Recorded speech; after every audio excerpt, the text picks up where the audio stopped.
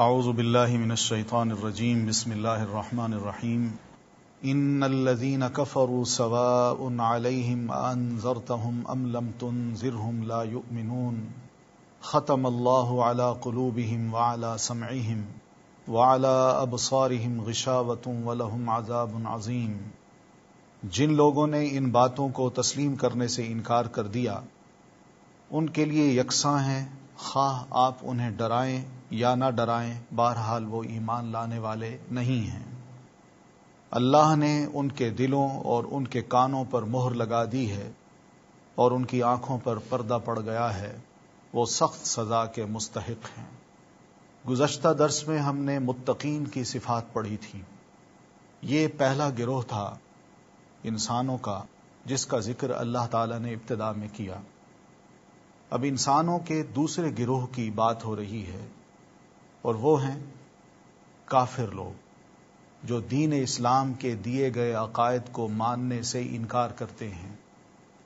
کفر کا لفظ یا کافر کا لفظ کوئی گالی نہیں ہے، اس کا لفظی مطلب صرف اتنا ہے کہ اسلام کے دیے گئے مفہوم کو یا عقائد کو جو شخص نہیں مانتا اس کو کہا گیا ہے کہ انکار کرنے والا ہے۔ کفر ایک قوم ہے، جس طرح مسلمان ایک قوم ہے اس طرح کفر بھی ایک قوم ہے۔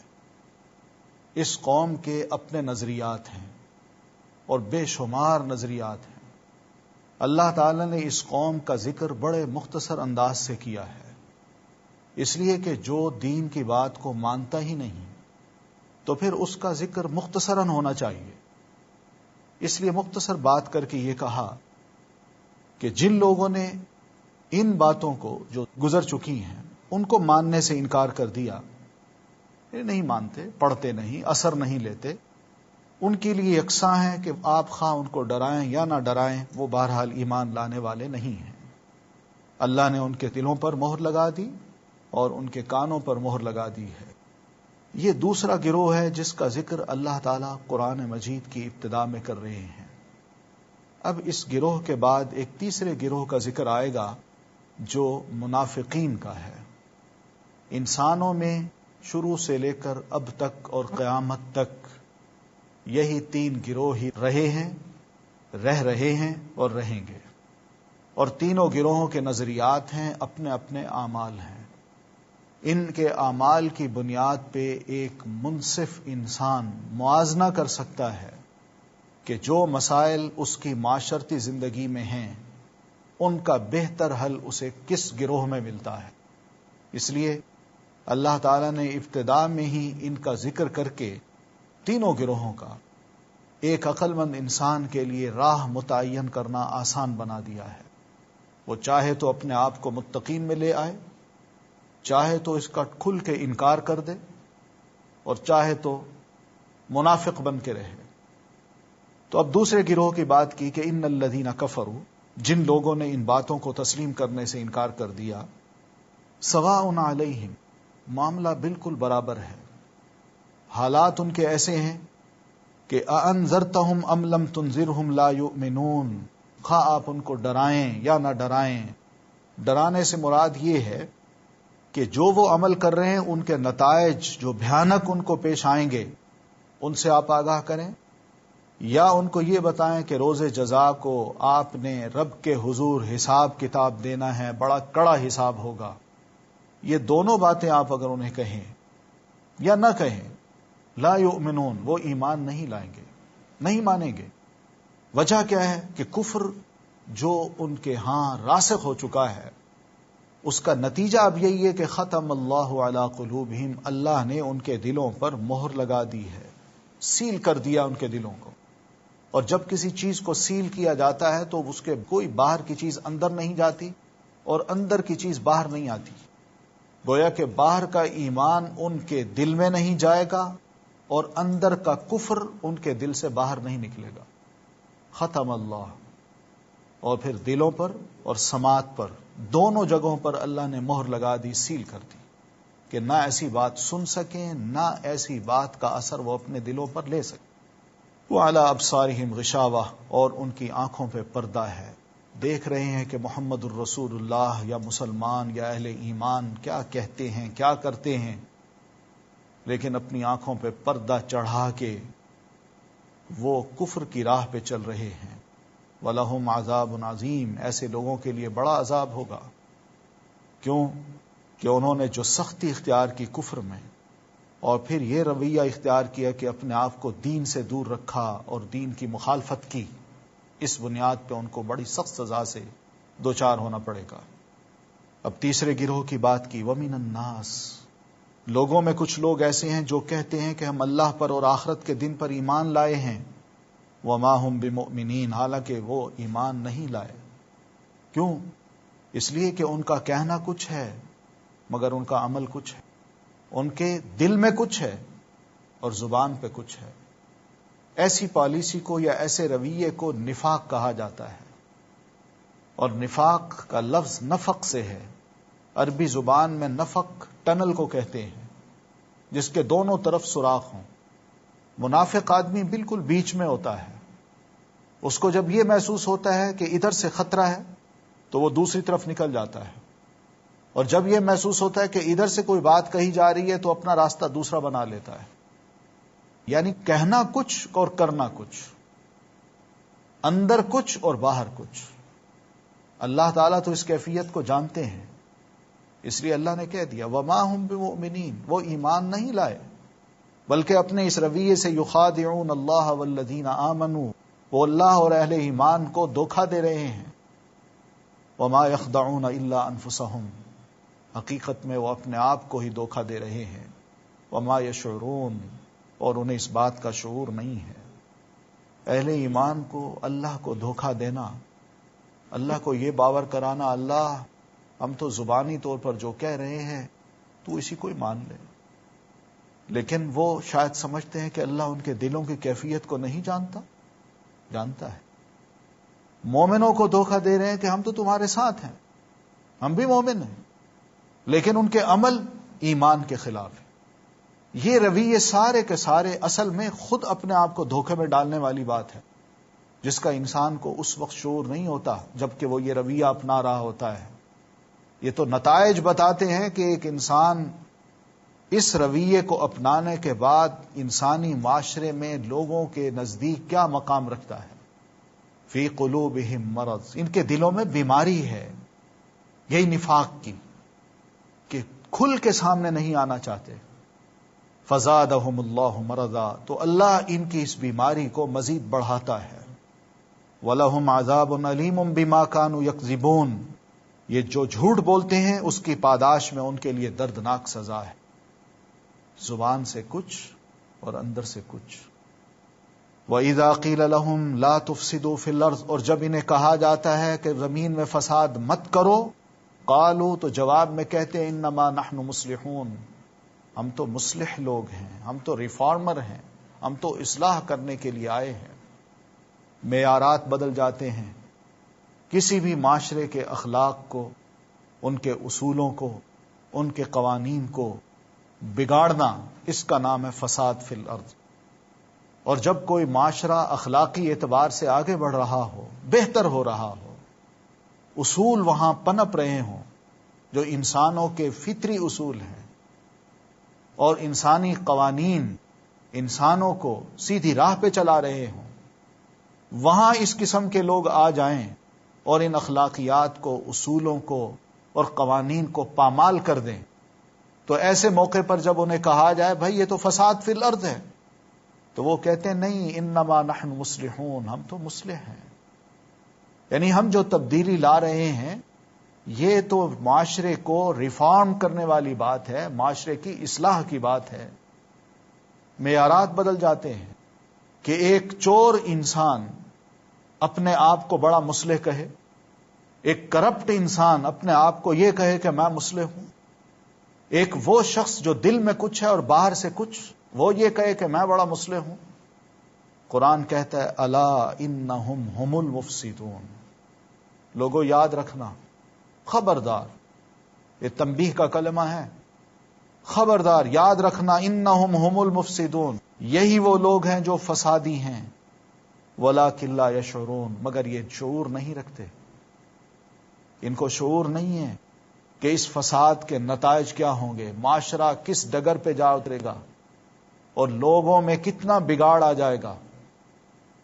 اس لیے فساد کی ابتدا یہی کر رہے ہیں، یہ اصلاح کی ابتدا نہیں کر رہے۔ وَإِذَا قِيلَ لَهُمْ آمِنُوا كَمَا آمَنَ النَّاسُ، اور جب انہیں کہا جاتا ہے کہ تم بھی ایمان لاؤ جیسا کہ دوسرے لوگ ایمان لائے ہیں، تو جواب میں کہتے ہیں کیا ہم بے وقوفوں کی طرح ایمان لائیں؟ خبردار، حقیقت میں یہ خود بے وقوف ہیں مگر یہ جانتے نہیں ہیں۔ دین کو قبول کرنا اور دین کی راہ میں اپنی مالی، جانی، اولاد کی قربانی دینا اس دور میں بے وقوفی نام تھا، کہ عقل مندی نہیں ہے، لوگ جینے کا ڈھنگ نہیں جانتے۔ ایسے لوگوں کو جو سب کچھ داؤ پہ لگا دیتے ہیں، ایسے لوگوں کو علم ہی نہیں ہے کہ دنیا داری کس چیز کا نام ہے، لہذا یہ بے وقوف ہیں۔ یہ صحابہ کرام پر سب سے پہلے یہ پھبتی کسی گئی کہ یہ بے وقوف ہیں، سفہا، سفیہ کی جمع ہے سفہا، سفیہ کہتے ہیں بے وقوف کو، کم عقل کو، کہ انہوں نے بڑا عجیب سا سودا کیا ہے کہ انسان دنیا میں رہتا ہے، اس کو جینے کے کچھ ڈھنگ آنے چاہیے، لیکن انہوں نے تو انتہائی بے وقوفی کی کہ سب کچھ داؤ پہ لگا کے مخالفتیں کھڑی کر دیں اپنے خلاف۔ قرآن نے کہا الا انہم ہم السفہاء، خبردار رہنا یہی خود بے وقوف ہیں، ولکن لا یعلمون، لیکن یہ نہیں جانتے کہ اس بے وقوفی کا انجام کیا ہوگا۔ اور یہ حقیقت ہے، مسلمانوں نے قربانیاں دیں، جان کی، مال کی، وطن کی قربانیاں دیں۔ اس وقت وقتی طور پر لوگوں کو یہ نظر آیا کہ بے وقوف ہیں، لیکن ان قربانیوں کے نتائج کیا نکلے وہ ہم جانتے ہیں۔ لیکن جن لوگوں نے انہیں بے وقوف کہا وہ خود بے وقوفی کی حد تک کہاں پہنچ گئے، وَلَٰكِن لَّا يَعْلَمُونَ، لیکن وہ نہیں جانتے۔ وَإِذَا لَقُوا الَّذِينَ آمَنُوا قَالُوا آمَنَّا، اور جب یہ اہل ایمان سے ملتے ہیں تو کہتے ہیں کہ ہم ایمان لائے ہیں، اور جب علیحدگی میں اپنے شیطانوں سے ملتے ہیں تو کہتے ہیں کہ اصل میں تو ہم تمہارے ساتھ ہیں، ہم تو ان لوگوں سے محض مذاق کر رہے ہیں، ہم تو ان کی محفل میں گئے تھے، ان کو پاگل بناتے تھے، بے وقوف بناتے تھے، باور کراتے تھے کہ ہم تمہارے ساتھ ہیں، مگر حقیقت میں ہم ان کے ساتھ نہیں ہیں۔ استہزاء ایسے مذاق کو کہتے ہیں جس سے دوسرے کو حقیر سمجھا جائے، یعنی مسلمانوں کو، صحابہ کرام کو اس طرح حقیر سمجھتے تھے کہ ان کی محفلوں میں جاتے تو ان کو منہ پہ کہتے بھلے لوگوں ہم بھی مسلمان ہیں، لیکن جب وہاں سے اٹھ کے اپنے ہی دوستوں ان کی محفلوں میں جاتے تو ان کو جواب میں یہ کہتے ہم تو بے وقوف بنا رہے تھے۔ اللہ یستہزئ بہم، کوئی بات نہیں، وقت آئے گا کہ اللہ بھی ان سے مذاق کرے گا۔ اگر ان کا یہ رویہ ہے تو پھر اللہ ان سے بڑھ کر کرے گا۔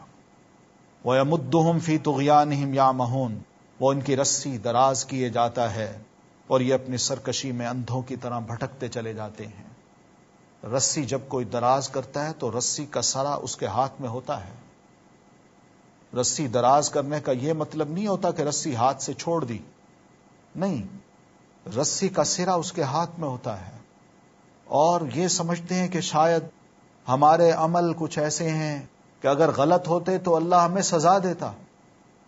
نہیں، یہ رسی اللہ کی گرفت میں ہے، اس نے جب اس کو کھینچا تو پھر کسی کو بخشے گا نہیں۔ اولئک الذین اشتروا الضلالۃ بالہدی، یہ وہ لوگ ہیں جنہوں نے ہدایت کے بدلے گمراہی خرید لی ہے، مگر یہ سودا ان کے لیے نفع بخش نہیں ہے اور یہ ہرگز صحیح راستے پر نہیں ہے۔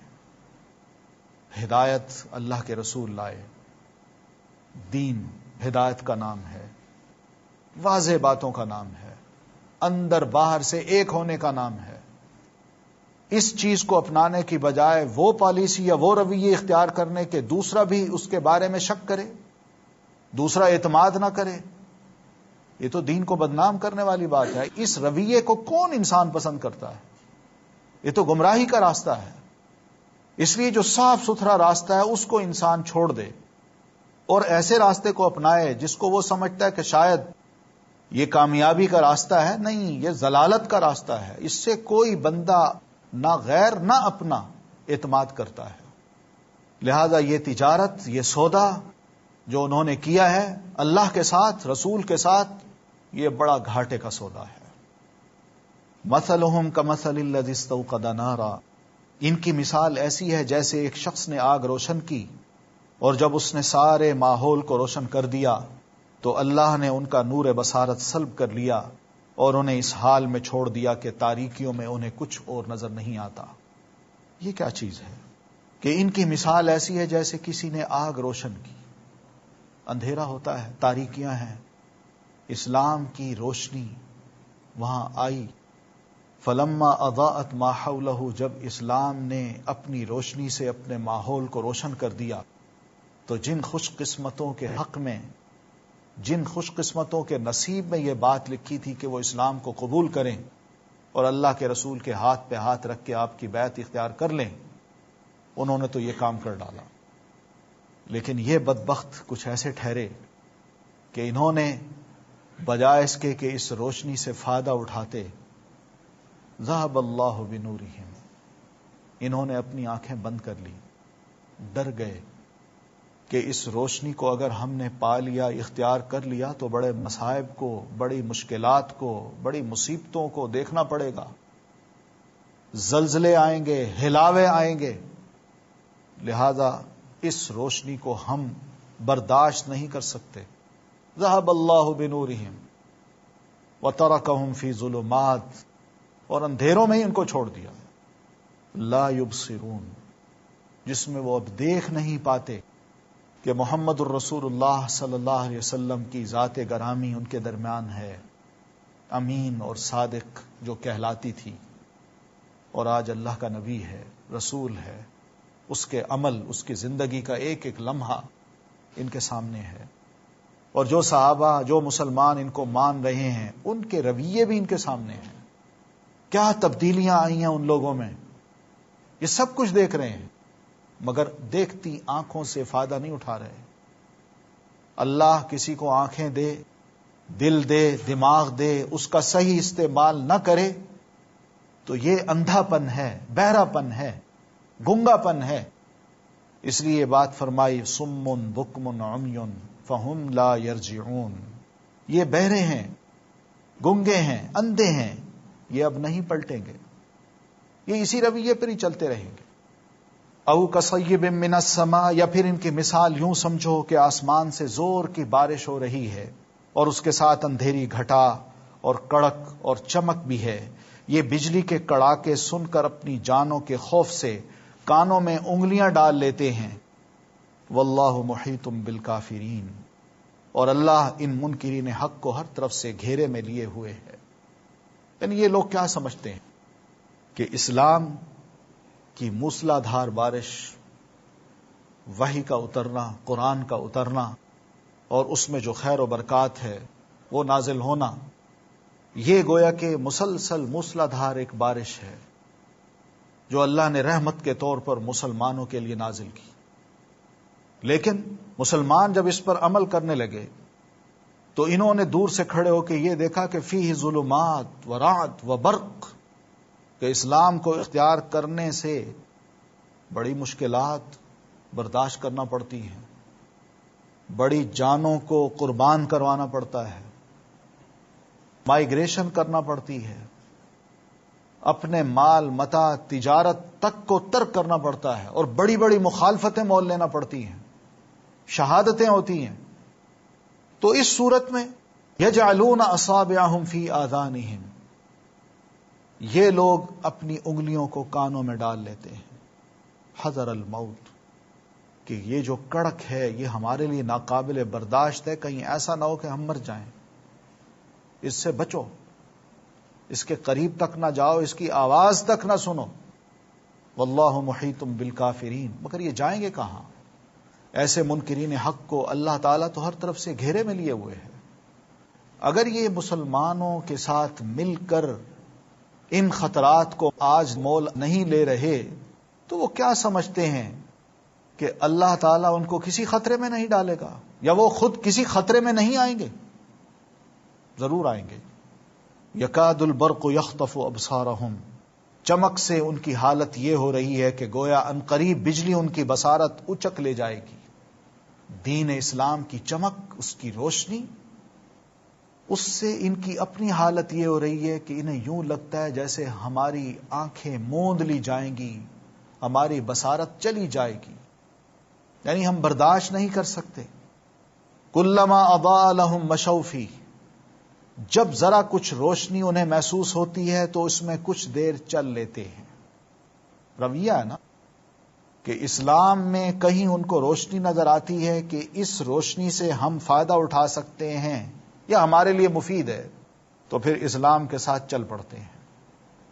وَإِذَا أَظْلَمَ عَلَيْهِمْ قَامُوا، اور جب اسلام کی راہ میں کوئی اندھیرا نظر آتا ہے، مشکلات نظر آتی ہیں، تو وہاں ٹھہر جاتے ہیں کہ نہیں، رک جاؤ، خطرہ ہے.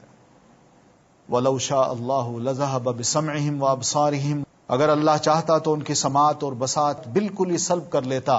یقیناً وہ ہر چیز پر قادر ہے، مگر اللہ تعالیٰ کا یہ دستور نہیں ہے کہ اللہ ایسے لوگوں کو ان چیزوں سے محروم کر دے، بلکہ موقع دیتا ہے کہ اب بھی مہلت عمل ہے، اصلاح کی جا سکتی ہے. ورنہ اللہ تعالیٰ کی قدرت تو ایسی ہے، وہ کر سکتا ہے، باوجود قدرت کے وہ تمہارے ساتھ یہ رویہ بھئی سختی کا اختیار نہیں کر رہا. یا ایھا الناس اعبدوا ربکم الذی خلقکم، اے لوگو بندگی اختیار کرو اپنے اس رب کی جو تمہارا اور تم سے پہلے جو لوگ گزرے ہیں ان سب کا خالق ہے. تمہارے بچنے کی توقع اسی صورت سے ہو سکتی ہے. یا ایھا الناس، قرآن مجید کی الفاظ ظاہر کرتے ہیں کہ ہمارے دین کی دعوت آفاقی دعوت ہے، محدود دعوت نہیں ہے، اور قیامت تک کے لیے دعوت ہے، اور دنیا میں آئے ہوئے ہر شخص جو زندہ ہے اس کے لیے یہ دعوت ہے. وہ کیا ہے؟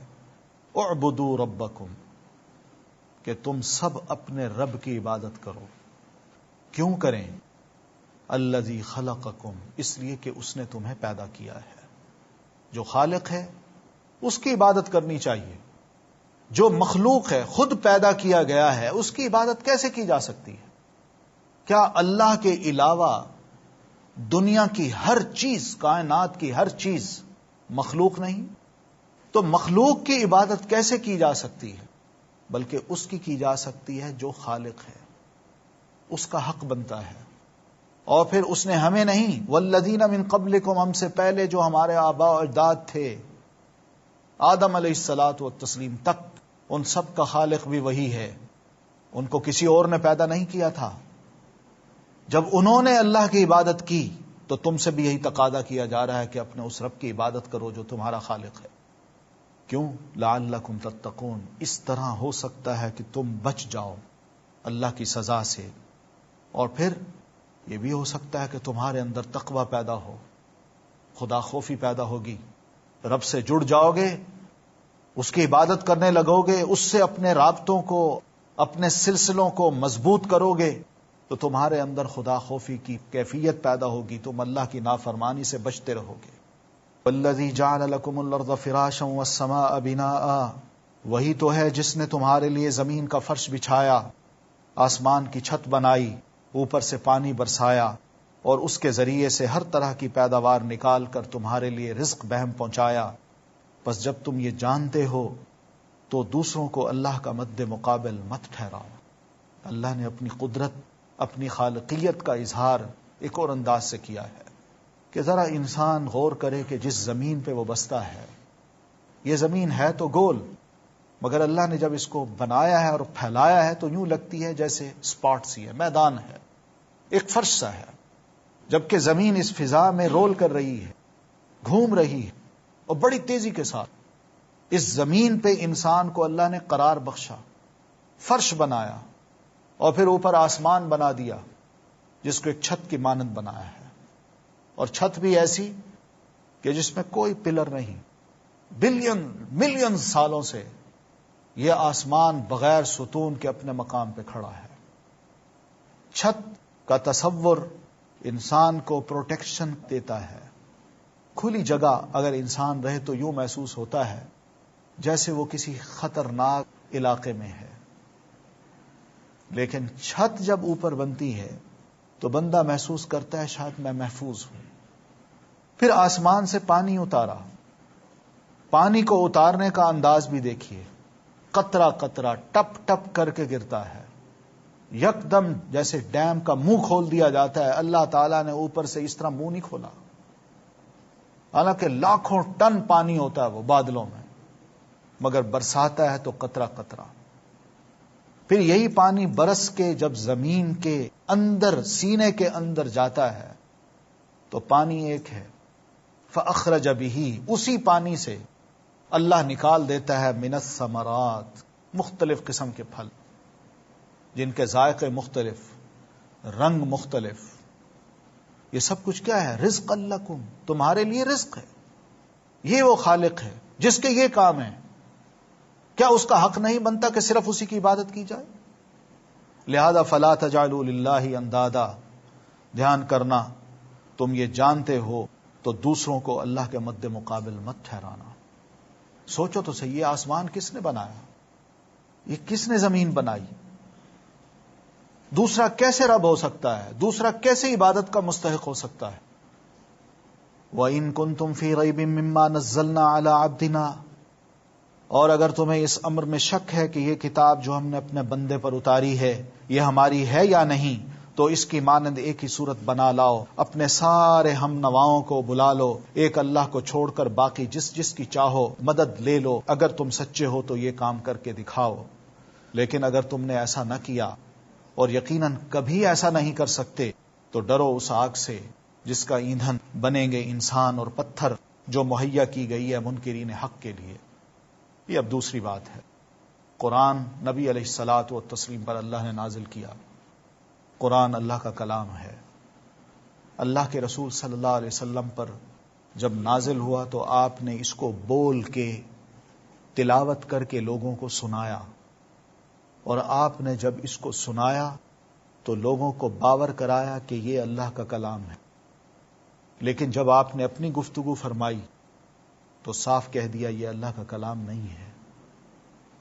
قرآن مجید کو نبی علیہ الصلاۃ والتسلیم کے دل میں اللہ تعالیٰ اتار دیتا تھا، وہ محفوظ ہو جاتا، ہر قسم کے وائرس سے پاک۔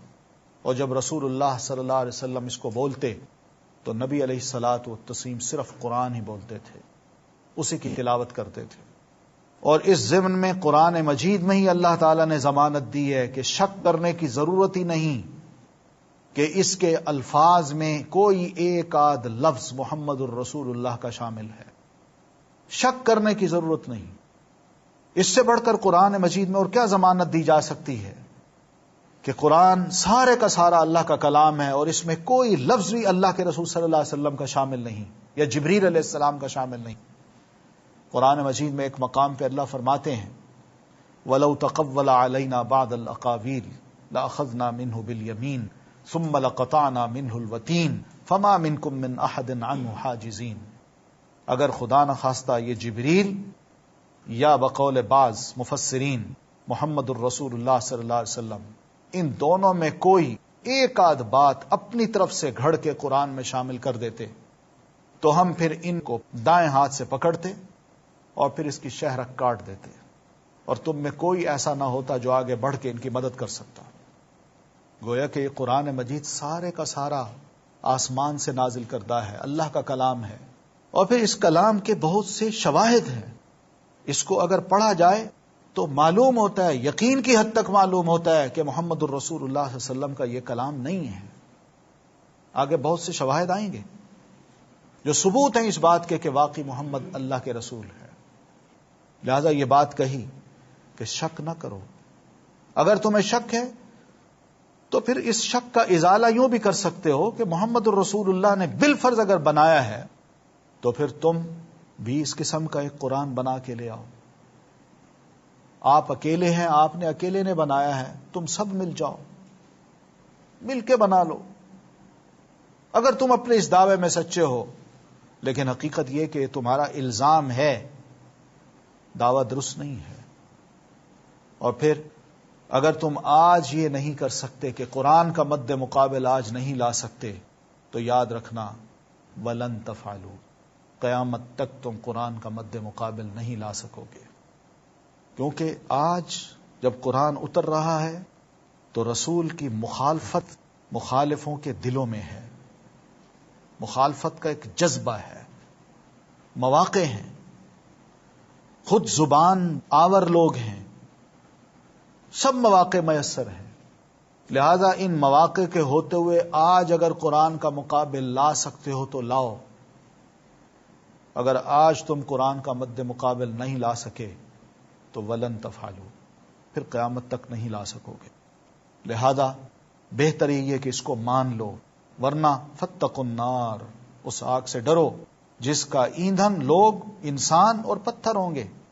اور یہ آگ اعدت للکافرین، قرآن کو نہ ماننے والوں کے لیے تیار کی گئی ہے.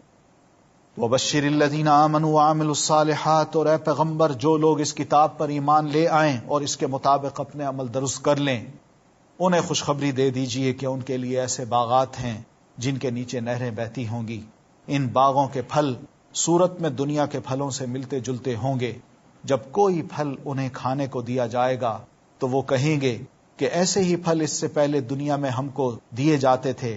ان کے لیے وہاں پاکیزہ بیویاں ہوں گی اور وہ وہاں ہمیشہ رہیں گے. قرآن کو ماننا اور قرآن کے مطابق عمل کرنا، یہ پہلی ڈیمانڈ ہے. محض باتوں سے اللہ کو راضی نہیں کیا جا سکتا، عمل صالح ضروری ہے. اس کا ریوارڈ کیا ہے؟